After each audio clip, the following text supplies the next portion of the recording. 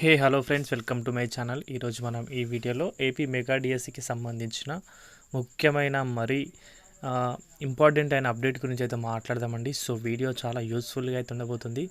Video skip చేయకుండా last వరకు అయితే చూడండి గైస్. మన ఛానల్కి ఎవరైనా కొత్తగా వచ్చుంటే మాత్రం సబ్స్క్రైబ్ అయితే చేసుకోండి. డైలీ అప్డేట్స్ అనేవి మన ఛానల్లో అందుబాటులో ఉంటాయి.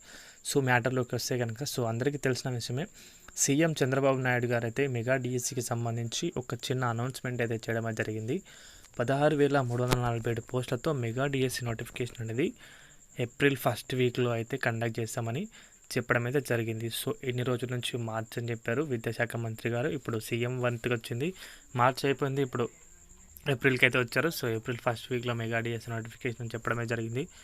సో మరి చూడాలి, అసలు మెగా డిఎస్ నోటిఫికేషన్ అనేది ఏప్రిల్ ఫస్ట్ వీక్లో అయినా వస్తుందా, లేక దీన్ని అడ్డం పెట్టుకొని ఇంకా ఏప్రిల్ మంత్ మొత్తం అయితే గడుపుతారని చెప్పేసి అయితే అభ్యర్థులు అయితే ఒకటే విషయం గురించి అయితే ఆలోచన అయితే చేయాలి. సో ఎవరు కూడా దీనికి సంబంధించి ఆనందపడకండి ఇప్పుడే, ఎందుకంటే ఇలాంటి స్టేట్మెంట్స్ అనేది మనం ఫస్ట్ నుంచి అయితే చాలా చూసాం. సో అప్పటి నుంచి కూడా ఇంకా మెగా డిఎస్ అనేది డిలే అవుతూ వచ్చింది. బట్ ఇప్పుడు కంప్లీట్గా అయితే దానికి సంబంధించి నివేదిక అనేది వచ్చింది.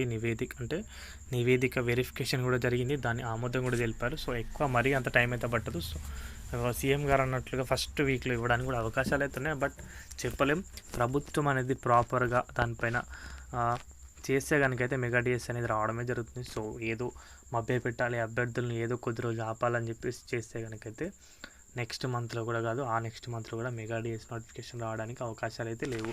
సో ప్రభుత్వం అనేది ప్రాపర్గా ఇంటెన్షన్ పెట్టి దానికి సంబంధించి అభ్యర్థులు జరుగుతున్న నష్టాన్ని గమనించి మెగా డిఎస్ నోటిఫికేషన్ అనేది తీసుకొస్తే కనుక అందరికీ ఒక మంచి జరుగుతుందని, మంచి విషయం అని చెప్పుకోవచ్చు.